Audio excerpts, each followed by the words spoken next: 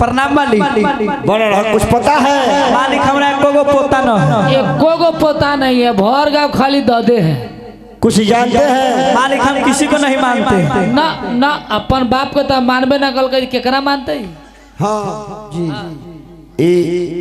अयोध्या से चल के तो दो लड़का आया था साधु जी के साथ, विश्वामित्र मुनि के साथ। अब बड़ा वाला लड़का नहीं था, राम जनक जी महाराज के परम धनुष को तोड़ दिया। तो हमें हमारे बाप पे की जाए तोड़ दे। तोड़ लखाई अपन ना तोड़ते हुआ ऊपर हमें हमारे बाप पे की जाए।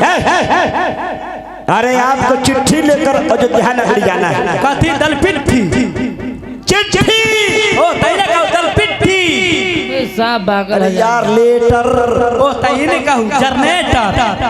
तो हमें तो 10 आदमी से ठेल के ले जाए के हो। अरे लेटर ओ हो वेंटिलेटर घर में लगवा भाई। अरे यार संवाद संवाद के लिए आई हम मालिक। कहाँ कहाँ? जैकाबाद, जहानाबाद, फरीदाबाद, मुरीदाबाद। मुरीदाबाद फरीदाबाद। अरे संदेश संदेश। ओहो तई ना कल ठेकुआ के लावला वो बहिन का थोड़वे जाए के हो। के है हो छोरा वो पर्जा है पर्जा। पर्जा है पर्जा। ठीक है बुआ बिहान गौरी में इंतजार कर। ठाकुर जी आपको क्या कहें? अरे सब मैसेज सही ना कहूँ मैं पढ़ल लिखल है तो नहीं मन। अच्छा शादी ब्याह भेल है जी मालिक। कएगो मोचनादार यार हाई लड़का के बाप वो कैसे? एगो चलैया, एगो घुसकैया, एगो पेट में चुपचाप। दाढ़ी बनाने आता है जी मालिक। कौन चीज से? कोदारी से। अब मोच काटना हो तो चल जाओ आराम में जे गेलक से फिर दोबारा न लौटल। मोच सही सलामत है, गर्दन पार है। गर्दन पर। अच्छा माथा मुंडन करना हो तो मालिक अब हम तेज भे गेलिए। वो कैसे? मालिक चल गेली कहाँ? महादेव चौक। ओ आ मालिक किन के लिए 65 रुपया कथी? सफा चौक। ओ माथा में लगा के धो दिले एकदम उजरे चमक। मलकिनी के धो। हाँ हाँ उसको धो दो धो दो। मारे ये चिट्ठी लीजिए अयोध्या जाइए। तैका मालिक की करिए का फाड़ लगन शुभ लगन का पत्रिका है। अयोध्या में चक्रवर्ती राजा महाराज दशरथ जी के लेके आपको यहाँ वहाँ पहुँचना। तो मालिक तो बहुत दूर हो। अरे बहुत दूर कहे तो उत्तर प्रदेश में अयोध्या है। तोरा की कहे के? तो उत्तर प्रदेश में कह दे चल जाइए चौरे चौक। अरे है ना उत्तर प्रदेश, ट्रेन पकड़िएगा उत्तर प्रदेश में उतर ये है उत्तर प्रदेश से उतरिएगा उसी दक्षिण चल जाइएगा। खचरा दे खर्चा खर्चा। देखिए भैया कहाँ है? ठाकुर जी को विदाई के दान दक्षिणा दे के विदाई करेंगे तो कोई आदमी विदाई कर दीजिए ठाकुर जी को दक्षिणा दे। फाइल से ले जाइए ठाकुर जी। भगवा रंग वाला भाई लोग ठाकुर जी को विदाई कीजिए। ले जाइए एकांत में चौर में ले जाइए ठाकुर जी को। दान दक्षिणा दीजिए इनको। साइड में ले आकर दीजिएगा।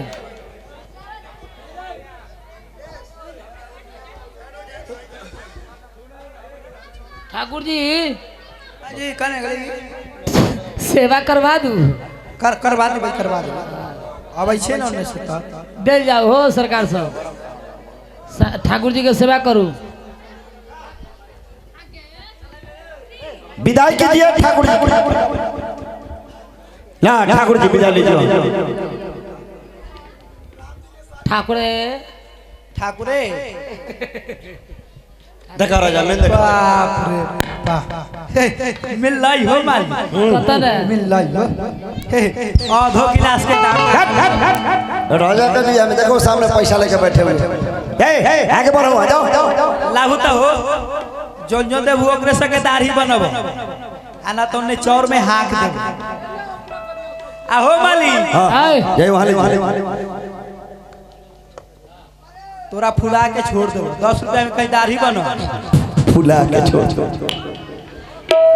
ठीक बा। गांव में 10 टकिया 20 टकिया चलाइते। तोरा गांव में ना चलाई 50 टकिया तक के बंद हो गए। सही बात है। 50 टकिया तक के बंद हो गए। खाली 5 टकिया 2 टकिया चल। तोरा भैया बनब खाली कलमी न छाट। ठाकुर जी जाते रहो। घरे कौन कौन है? मालिक घर एगो कन्या है, एगो कन्या के बहिन। सीधा से बोलना कि साली है तो कन्या है, एगो कन्या के बहिन है। बड़ा लंबा चौड़ा में घुमा के बोलता है। कहाँ बोला उसको? अच्छा कन्या से तोरा कोई जरूरी हमरा से ना काम। अरे आप अयोध्या जाइएगा तो ये पूरा गांव के लड़का लोग के दाढ़ी केस के करे। दोसर मामू के बेटा होता। मामू के बेटा ना जनी जात के लिए देखे नौ केस करना होगा ना जनी जात के। ठाकरे कथे ठाकुरे राम जी के साली को भेजिए, भेज दियो। धरा ठाकुर बोला बोला। मम्मी कहाँ है तो? वो दूसरा जजमन का बड़ा तोहर मम्मी दूसरा कंजाव की बात है। अरे तो लगन चर्चा रहा है तोहर वाला बात है, राजा वाला बात ओए मौगी बर्दिन गावे छिछिया चलो आगे मौगी हती गे मौगी गोर लगेला जीजा। तोरी बहिनी के तू कखनी रही अभी तो रंते लिए है उतरबे कैले तब हमरा ला कथी ले ले तोरा ला कथी लब कुछो न ले लिया है बहिन के भेज तोरा से काम न हो तो उ गेले बकरी ठो तू कमजोर हते मालिक नस दूध दे तू जो तोरा से सकान न होए वाला। आगे भेज लेगे कबूतरी गुलाबो ना हम कबूतरी कहैला काठी कहै छ बोला ना। बाप रे एकदम चिचियाइत रहिए गर्दन फार फार।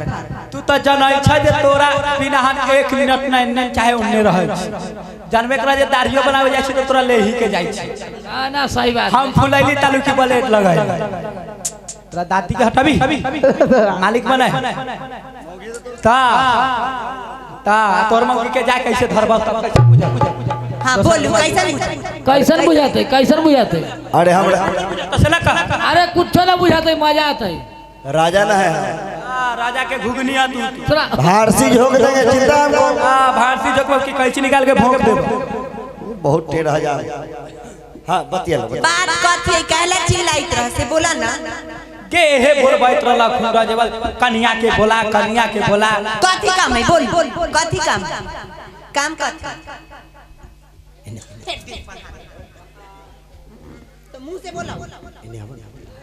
हजमा ए हजमा ना ए हजमा ए मौगी के पटिया रहलो कोथी साफ साफ बोलू ना सुना ना कान में ना। ई राजा न है बाप रे बाप रे मुंह कितना महंगाई है मुंह ना धोछे ना मुंह ना धोई हजमा बुड़वा तोरे हजार हजमा बुड़वा है ना टमाटर राजा दार राजा ना इधर हाथ नीचे करो राजा है कर माने जो कन्हा पर हाथ धरेगा राजा है कर माने। ए तोरा दादी के राजबो देख ले मारे लगबो हमरा इन्ना ना करैत रहो। तू तोरा दादी के कम न हत तू तो से हत जहां धरबा जाऊ हजार में लेने इना जे हम हाथी तुरा पर हवेली में घुस जा जा हवेली में। आप आपका फीलिंग समझता है पहले फीलिंग तो समझता नहीं। इधर आई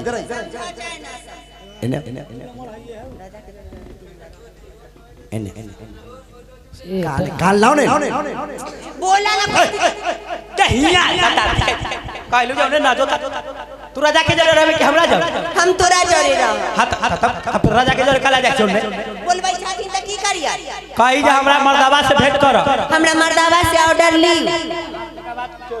ठाकुर आप अयोध्या जाइए पत्नी के यहाँ भेजिए। आते ही ना कर आप जाइए से कैसे हो विदाई मिल गया कहां मिल रही है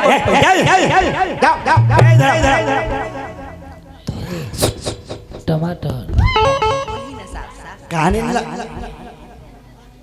राजा का मुंह दुस्ता हुई थी पूरा मंत्री लोग के भिड़ा देंगे नस खींच देगा सारा भगवान सब मंत्री हैं।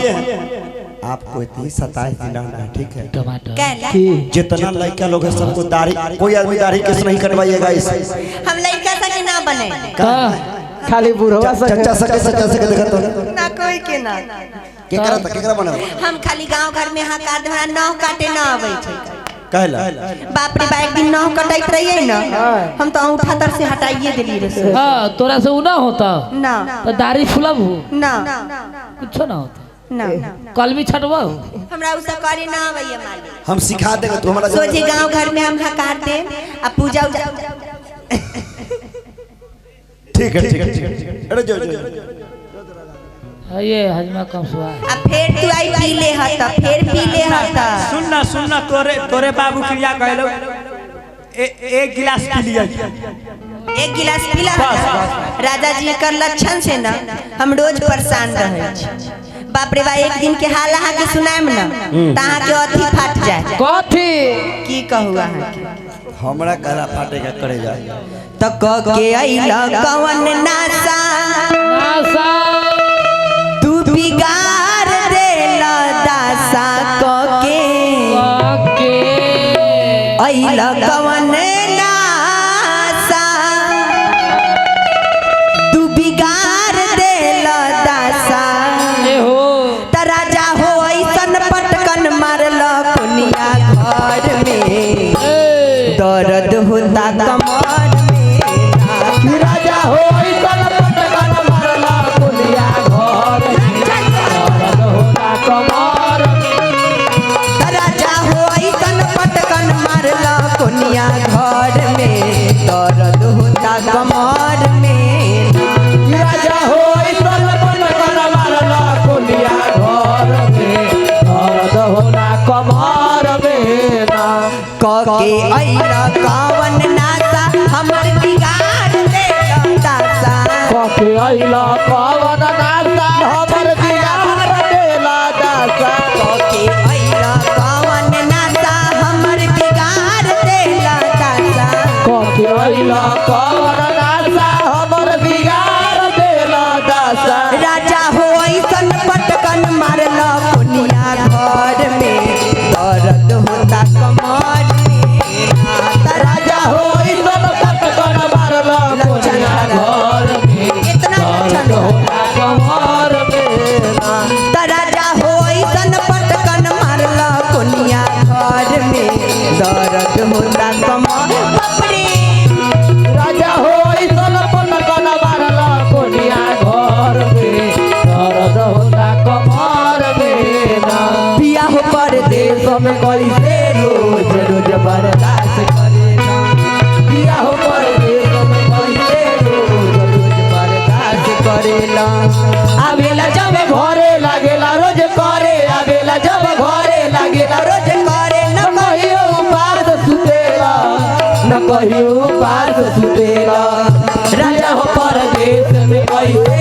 रोज बर्दाश्त करेला राजा हो परदेश में कैसे रोज रोज बर्दाश्त कि राजा हो ऐसन पटकन मारला कोनिया घर में दर्द होला कमर में कि राजा हो ऐसन पटकन मारला कोनिया घर में दर्द होला कमर में सुना ना जाने क के कवन अइला तू हो ना अइल तू नासा कहो अइल तू नासा सुतला में राजा जी बिगाड़ देला दासा बिगाड़ देला दासा बिगाड़ देला दासा त राजा हो ऐसन पटकन मारला जाके नाली में गिर गई बाबा कि राजा हो ऐसन पटकन